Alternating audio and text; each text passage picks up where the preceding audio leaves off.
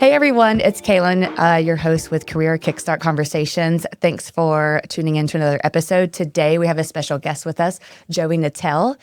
He has his own company called Growing Our Light, and he is a communication coach. So as you could imagine, our topic today is communication, obviously with kind of like that sub-focus in the workplace. But without further ado, welcome Joey. Let you introduce yourself. Hello everyone, my name is Joey. Thank you for having me here. I appreciate it. Like how he's saying this, grow our lights. And I like the What did name I say? too. You said growing, but it's okay. No worries. People get it messed up all the time. They say, grow your light. I'm like, no, that was taken already.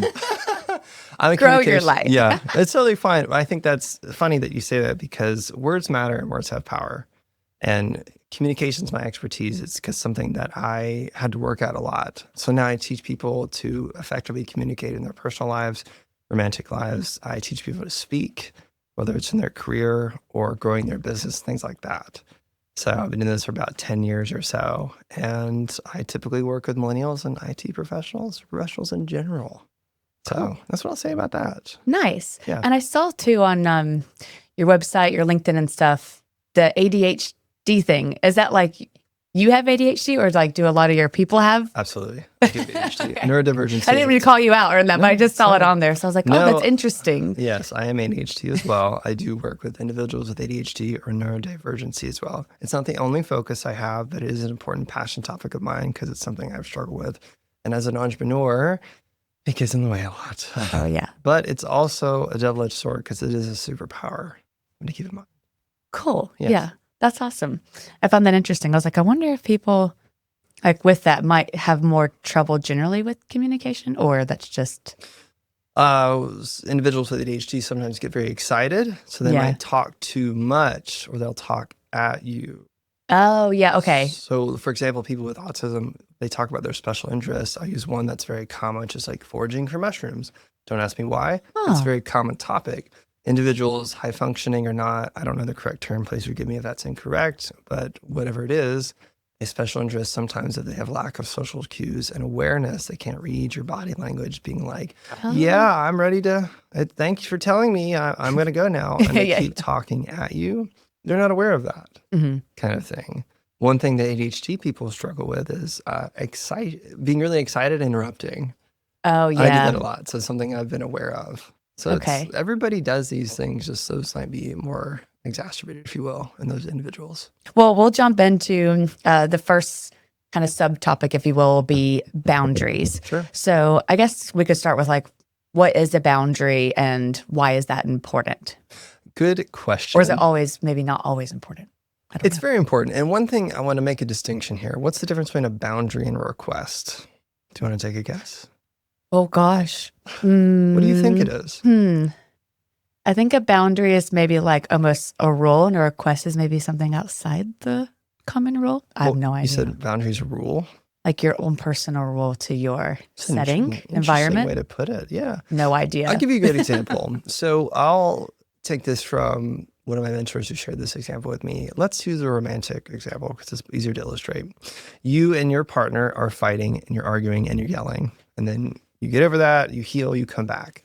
And you might say, as a lady, it could be either or, we'll just say the lady says, hey, listen, next time we get in an argument and you start yelling at me, I just want you to know I'm going to go in the next room for 10 minutes or 20 minutes and be alone. Okay. He might say, okay, but why don't you just tell me to stop? And she would say, because that would be a request. Oh. A boundary I can fulfill on my own. A request is not. This is actually a very common misconception people mix up when it comes to boundaries. Yeah. So like, I'm laying down a boundary. Stop yelling at me. That's not a boundary. Yeah. See, that's how I had it in my head. Correct. But Most people do. But you can't follow through on the consequences. So the common example of this when it comes to work is my boundary is I'm available to talk between 8 to 5 for meetings. A request is, can we meet in the morning? Why are they important is because boundaries, I love this quote and I'm going to butcher it. Having boundaries enables me to love you and myself at a healthy distance. It enables me to work with you in a healthy way. That I don't burn up, blow up, and explode at you, say something mean that I regret, and either get fired or end a relationship, friendship, or romantic in a way. Boundaries require someone to know their values. What do you want? What do you not want? Most people know what they don't want. They don't focus on what they do want, like knowing your worth. So you can have limits. Now, as an employee in a company, you can't really you can't fulfill all your boundaries. Saying like, I'm not going to work on Fridays. That's, if you want to do that, you get to, but you have to go somewhere else that allows that. Yeah. Right. It seems very boundaries from this conversation, correct me if I'm wrong, seem very more like proactive instead of when I think a lot of people in the workplace are reactive with their boundaries or even like requests. You know, Absolutely. they get, maybe your boss doesn't realize that that is a boundary. You didn't voice that, and then your boundary got crossed, and then you mention it in a reactive way. So I guess that's kind of the next step is like communication, like how are you supposed to communicate those boundaries? Like what's the best time to do it? And how do you communicate that to like maybe your boss? A great question. I'm glad you asked that. A lot of people, when they think of boundaries, like, hey, stop. Well, why didn't you tell me that earlier? And then you're in a fight. Because what typically happens is people don't do this proactively. They think laying down boundaries is when the anger, resentment builds up. I like to use this analogy of anger as like a fire. Fire is very beautiful. It is very useful. We use it to, progress our lives in a lot of ways. But what can also a fire do? It can destroy your lives. It can destroy you. Anger is the same way. Anger is very healthy, and it gives you the energy to take action on things. But when held in, it is not very healthy, and it can be more explosive. That's called rage. So you want to release the anger before it gets there, and that could be taking action and establishing your boundaries. So that's what most people don't do, right? So this goes into the concept of why communication is so important. Asking for what you want. You can establish a boundary in a kind, direct way. I was reading this quote literally just a few days ago, and there was like some teacher of some kind was just like, he asked his students, why is it that when you're having an argument with somebody and you're sitting next to them and you get angry, you shout, even though you could easily just tell them how you feel? Yeah. And students are like, well, emotions build up and you lose control. And he said, actually, even though you're physically next to each other, it's because your hearts are distant. And so you have to shout to hear them. I thought it was just a fun play on words. Yeah, to envision that that's a good way to picture it as well. Because people who are in love and very close or close friends, they talk softer to each other, more quietly, because they're closer. And when you're so in love, like think of a 50-year marriage, sometimes they don't have to say anything at all. Yeah. They just know based on the look. The same is true. That's a deep level of communication. Wish I could do that to my boss. Well, you're just not there yet. Okay. But my look. But do Stop you giving me my work. Well, that's also another thing. It's just like, well, you should know how I feel. Yeah, I've heard that a lot. Mind reading. That's called an unhealthy way of communicating, a very toxic way to communicate, actually. People do this in romantic relationships and professional relationships all the time. It's a very authoritative way to lead or manage, I should say, because it's not leadership. Yeah. It's management, which is important. So, yeah, that's what comes up. Cool. Topic. So, what would be your advice to someone who right now they're watching, they feel like their boundaries have been pushed, and maybe they've thought they've had that conversation, but it didn't land. Maybe their boundaries are still being rolled over. I'll just leave it at that. What would your advice to them be? And that's between, employee and boss, and nothing specific, but. So in an employee and boss situation, if your boss is the one that is pushing your boundaries, there is a level of control you have. You can only control what you do or not do. So that needs to be important, and we need to remind our audience of this. If you're in a job where it goes against your values, core fundamentally, you are literally killing yourself mentally and emotionally and spiritually. So there is a level of, you can have all the boundaries you want, but if the boss is still making you do things or not crossing your lines, you need to leave. You need to, again, you can only do so much requests. So having a conversation with somebody about like, hey, this is okay, this is not okay. If you hear that, trying to communicate with somebody versus them understanding it are two different things. Anybody with friends or romantic relationships is how many times do you sometimes have to repeat yourself, or you have to come back to the same issue? Because you think he gets it, but he doesn't, or you think she gets it and she doesn't. Yeah. So that's that element. The other element is if you've communicated this and they're like, yes, I understand, they keep crossing it, you are not fulfilling the consequence of either leaving. You're allowing people. I'll give you an example. There's a very quick framework, if I may share. Yeah. So this was taught by my mentor and taught to me. And I share this I give talks on this topic, how to have a boundary conversation. Yeah. It's a quick little tool. Number one, you have to get agreement. This doesn't always work in a work setting, but it's still an appropriate place to do it. Hey, I'd like to talk to you about something very important. Are you open to talk about that with me? If they say no, you can't do this. So the agreement is that you have agree to get to an have that agreement to conversation. meet with me and have a conversation. Like, I have something I really want to talk about that's very important. It's about us, and I just want to strengthen our bond. What you're not going to say is, we need to talk. Yeah. No. Yeah. Nobody likes that. Exactly. Really that even made defensive. my stomach go, Correct. I don't want to talk now. Yeah, nobody wants to hear that. Yeah.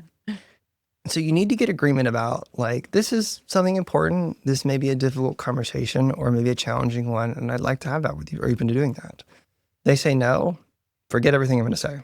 It doesn't matter because they don't want to do it. Yeah. It takes two people to dance. The second thing is you're going to be aware of their, how would I say, the things that they're probably going to say to sabotage the conversation, objections, if you will. Mm-hmm. Now, this might require a few conversations, but you might know. An example that comes to mind is, let's say you have an employees in your company and they're amazing, they're wonderful, but then they start selling your services on the side at a discounted rate. Mm-hmm. And that's a problem because it's getting in your profits, even though they're your best salesperson at the same time. And you might have that conversation with them and they'd be like, but don't you know I'm a lifer for this company? Don't you know I'll do anything for this? Mm-hmm. And then you're like, yes, I know about this. And then they go into it. And what's happening is they're diverting the conversation and getting in the weeds. This isn't necessarily an intentional thing, but it's getting off topic. And then you're arguing about something that has nothing to do with what you want to talk about. Yeah. So if you know the objections I might say, you'd be like, would you agree that you're a lifer for this company? Like, would we both agree on that? You're like, yeah, absolutely. Mm-hmm. Wonderful. I'm glad we both agree. Would you agree that I know that you do anything for this company? Well, yeah, I agree. Wonderful. I'm glad we both agree. Again, you're getting agreements here. Yeah. And there's a reason for that. I'll come back to that later.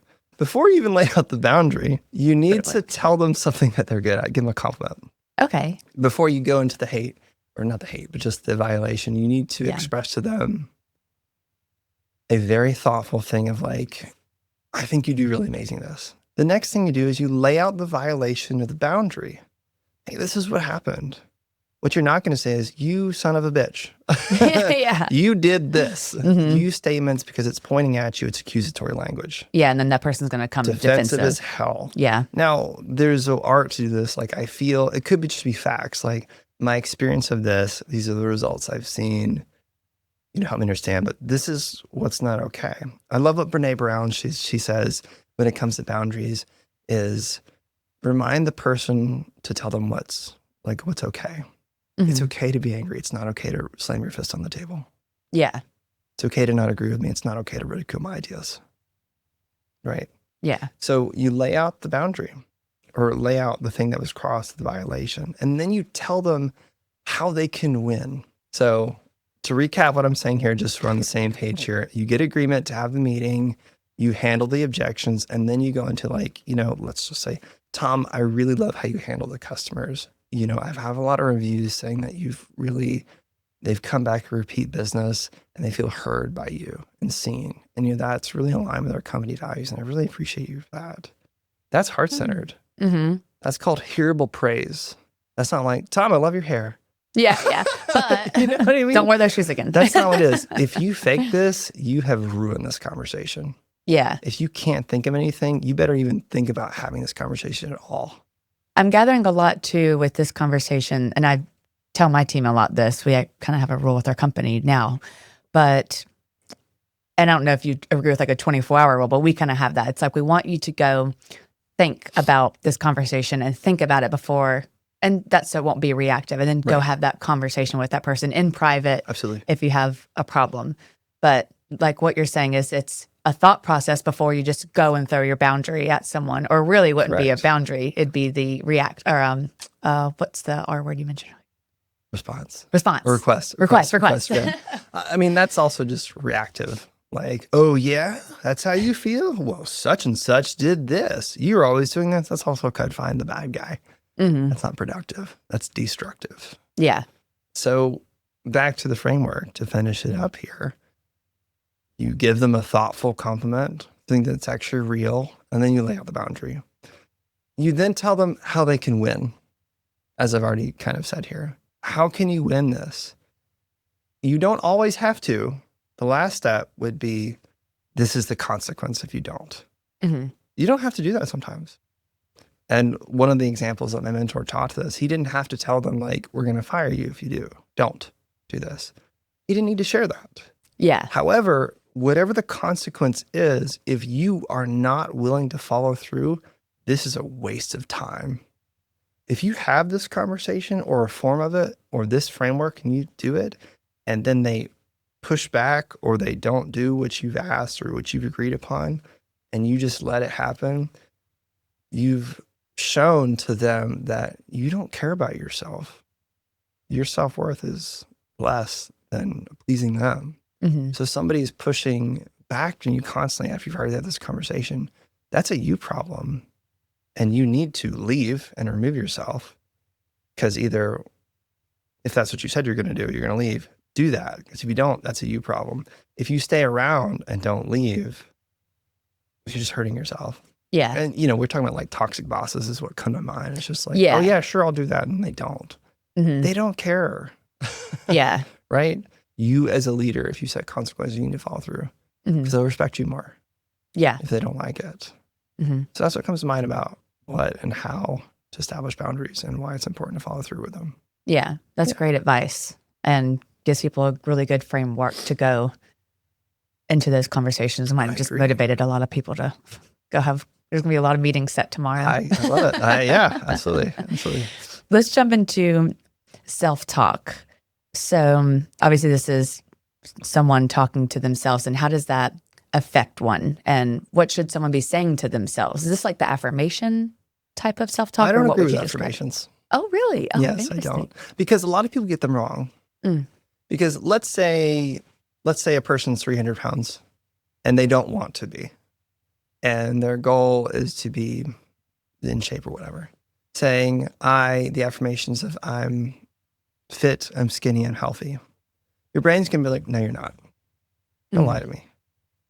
Because you are. You are lying to yourself. Yeah. What is a more appropriate thing to say? Every day I'm working and making decisions and choices that are moving me toward a healthier lifestyle. That's an affirmation. Because it's true and you believe it. Okay. That's healthy. Yeah. The concept of negative self-talk, I'll share a quote with you. Yeah. Watch your thoughts, they turn into words. Watch your words, they turn into actions. Watch your actions, they turn into habits. And watch your habits, they turn into your character. And watch your character, because it turns into your destiny. Oh, how do you memorize that? Lao Tzu once said that. Yeah. So I primarily focus with my clients on thoughts, words, and actions.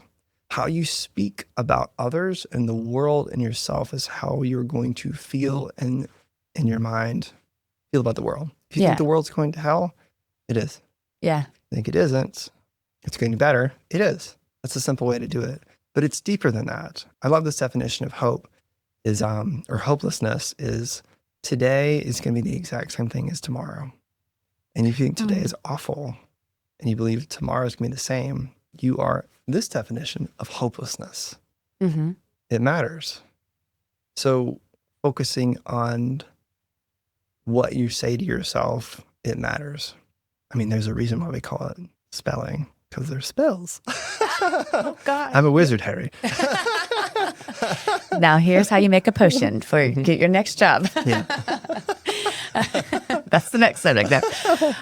So how should someone talk to themselves? Like, obviously the affirmations, you look in the mirror. Is it just like thoughts in your head? And obviously they need to be truthful. And let's maybe tailor it to like in the workplace, or maybe just someone who's going in for an interview, because that's really common right now. Absolutely. Absolutely. So what comes to mind about this is like, sure, there's saying truthful sentences that around their goals.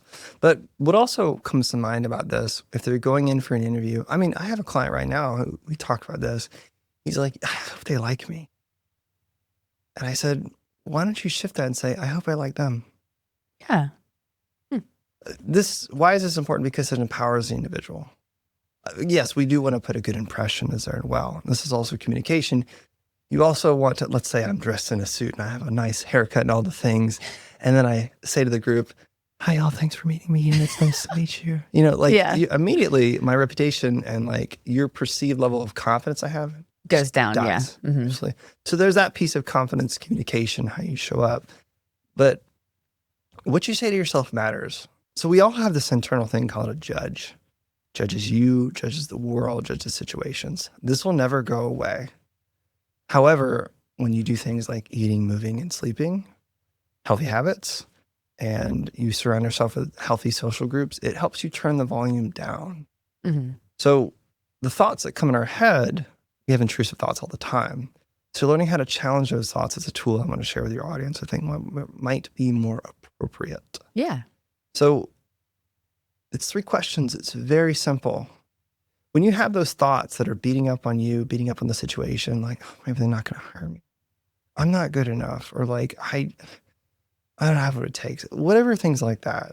When it comes to the job, the promotion, is that true? Like, of course it's true. Like, how do you know? Do you got data to back that up? Is that 100% true? That's a yes or no question for my analytical individuals. Mm-hmm. It is a yes or no question. Well, it's not technically true. It's just a feeling like, cool, that's not logical, is it? Are you being kind to yourself? Question number 2. Is it kind? Kind of situation? No. Is it helpful? Is what you're saying to yourself helping the situation, helping others around you? No. This is known as the 3 gates. Aristotle once said, never let these words leave your mouth to another person unless they can pass through these 3 gates. I never knew to apply it to myself until I went through a very deep depression after a romantic relationship a couple years ago. Help me. I've dedicated my life to this for 15 years. Wow. We all need tools. It's a very simple tool. It's not going to make you happy all of a sudden. Yeah. But it's going to stop the negative quicksand and help you have the ability to like, maybe I can change my thoughts here. And with that, change your thoughts, change your mind, change your body, and change your environment. When you're beating yourself up, use this tool to help you change your thoughts. Get out of the room. Go wiggle. Go dance. The more ridiculous you feel, the better. Why? Because it gets you out of your head. Mm-hmm. Because when you're in your head, you're dead. And when you're in your head, you're not going to be your authentic self. You're not going to be able to show up as the shining star that you are to that interview, that promotion, that work meeting. You're certainly not going to be able to, you're just going to be nervous all the time. Because when you get in flow, people see your greatness. They experience it. You don't perform it. You just are it. Mm-hmm. And that is an art and a science combined. Nice. Yeah. Okay. So that's the talk on how to talk to yourself. Could you give us an example of maybe what someone, I don't want to say what someone should say. I know it's probably not like, say this and you'll be great. But so I guess they're starting with whatever they're saying. They say out loud to you, maybe I say, I'm not going to get this interview. I'm not going to get this job. And then you go through those things. Is it helpful? Is it true? Is it true? Yeah. Is those negative things that you're saying about yourself and the situation, are they actually true? Mm-hmm. Is it true that I don't think I'm going to get this job or I'm not qualified for it? Yeah. Probably not. You don't know that. What's the final stage there? If they're like, okay, it's not true, it's this, does it naturally just kind of happen with them that they start saying other things? Or do you say, go home and write down 3 things that are true? Like, what's that kind of final stage so they can change that thought? Or does it just happen? It's just the opposite. What are true statements? What are kind things to say? What are helpful things to say? And then they start saying that in their head, and then that will start to they'll embody that. Yes. So the more, the biggest, if you were to ask me what's the biggest thing I practice with my clients is how to be kinder to yourself. Mm-hmm. How do you be kind to yourself? Now, a lot of people say like, oh, don't want to be too kind to myself. Don't want to be soft. Don't want to get too much confidence. Don't want to be arrogant. Yeah. It's actually impossible. It's like saying I'm going to get too much confidence as I'm going to eat too healthy today. As far as I know, that's impossible. You don't get too much confidence to be arrogant, just like you don't become too kind to yourself to be soft. Mm-hmm. Kindness also is part of tough love. Kindness means taking the difficult action, leaving the relationship, leaving the job. Telling your boss, no, I'm not going to do that. And it costs you the promotion, even though that's in line and integrity with yourself. Yeah. That's kindness. Yeah. As well. You end up being much happier in the end as well. Generally. I guess we've kind of indirectly have talked about it, but I guess I'll just directly ask you it. Sure. Yeah. The self-talk, communication, all these tips, great tips that you've shared. How have you seen it affect someone's career or in the workplace specifically? Like, is there an example where you've, worked with someone and then you've seen them get that promo or set the boundaries and just become happier in their workplace? Like, Yes. anything you can share? Yeah. My previous client, actually, she was overseas. It was a virtual client, and our work together, we worked with each other for just a handful of months. And she said, Joey, I've lost 20 pounds. I'm finally leaving my job. It was a toxic boss. I'm actually going to go after what I really wanted. I've been trying to do this for 30 years. Oh. And what we worked on is we worked on the self-talk. What she was doing actually is she had some trauma and stuff like that. I'm not going to go into that. But she had a lot of things in her life where she started to disconnect her thoughts from her heart and her emotions. Because we have the three brains, the head, the heart, and the gut. And a true authentic person, when they step in their most confident, most professional self, is in alignment with those. If you master it, teach me how. It's a lifelong skill, but getting closer to those is what I help clients to do. She started working out again. She started caring for herself. She started treating herself with the kindness she deserved. And she started looking for jobs, and then is taking a 2-month hiatus right now because he just left. She stood up to her boss. She would do all this project management work, and he would take credit for it all the time. And she finally fought back. Like, they refused to give her a severance pay, so she's getting a lawyer, and she would have never done that before. So Nice. people A lot stepping, of confidence. yeah, she stepped into, I'm going to fight for myself because I'm worth it. I had another client of like, I lost 4 pant sizes. I've never found this confident in 5 years. She went through a deep depression. Working on your thoughts is going to affect your actions and how you show up to the world. I see it all the time. Yeah. I love that too, because I don't want to say just, it's obviously super important, but a lot of people, if a lot of people's weight gain and stuff could be due to stress and this and whatnot. Obviously, it could be multiple factor, but they'll go get, a trainer, and then it's still hard for them to show up and whatnot. But if, say, they went to you, and you could do both at the same time, but getting your mental state right, your self-confidence, your worth, and then I'm just imagining this. I'm not in your profession, but I would imagine going to that trainer next would be so much easier. Yes. If you're mentally there. You wouldn't maybe dread it or think it's impossible. Yes. And then, my job's not working. Like, I've had employees in the past like this, that there's just so much self-doubt. It's like, no matter what you say, and it's like, you can't pull them out of that. And in the beginning, you said it has to be two people wanting to get there. And I see where it's very one-sided sometimes. And obviously maybe we're more relationship driven, but it's just so important. I don't know what needs to come first or second, but it's important. That needs to be there. It's whatever it feels the most resistant. And sometimes, what is it? Somebody awesome once said, business is 80% psychology. We are the biggest person that gets in our way. How you do one thing is how you do everything. Not a black and white example, but it's a good indicator. If you treat yourself like crap, you're probably not going to put your best effort in your professional relationships. You may not put as much effort in the job you have. You may tolerate work environments that don't treat you the level that you actually deserve because you don't actually value yourself. So there's a lot of that there. When you start treating yourself the level of respect that you deserve, you go after, have higher standards, not expectations, but standards. Somebody also once said, if you want to have a higher quality of life, start asking yourself higher quality questions. Where you start. If you want to have a higher quality of life as well, raise your standards, not expectations. Yeah. And how do you keep those standards? You surround yourself with people who have higher standards than you, not because they're judgmental, because they want to help you get there. And you strive for greatness. This is the idea of having a higher network as net worth kind of concept. Yeah. I don't know if I answered your question. That's what. No, you did. Came up, yeah. Yeah, no, you did. You did. And all of it's great and great advice. Probably a question I should have asked in the beginning, but this will be the last question, then we'll wrap, and if you want to add anything. But obviously you do this for a living. People are coming to you, probably not out of their greatest mental state. How do they get there? Like, what are the challenges that they are facing? Like, why is someone so much in self-doubt. And I know it could be a plethora of things, but is anything that you've seen in your work like constant? Is it maybe they just went through a death or they've had 50 interviews, like, or is it just spread out everywhere? I'm just kind of wondering, like, how does one get there? How does one get to like a really dark place and they come and call you? I don't want to say really dark, but just a struggle maybe. It doesn't have to be super depressed. I deal with a lot of imposter syndrome typically in most of my work. I deal with a lot of professionals who have either a high level of skill but they don't believe they do. Why? Because this is me. Confidence, self-esteem, and self-worth are areas that I've spent a lot of time in because those are the things I struggle with. How do people get there? They always were there. But with the societal pressures and expectations, they feel like they should be here. I should be farther along. Why can't I do this? This goes into the concept of limiting beliefs. Limiting beliefs typically come from when we're a child. Everybody has them. It's all childhood trauma. Big T, little t trauma in this concept. It's going to come up. Every level, there's another devil, right? Always a new boss you got to fight. And when you grow, you're going to face those things. And typically they came back from other younger versions of ourselves.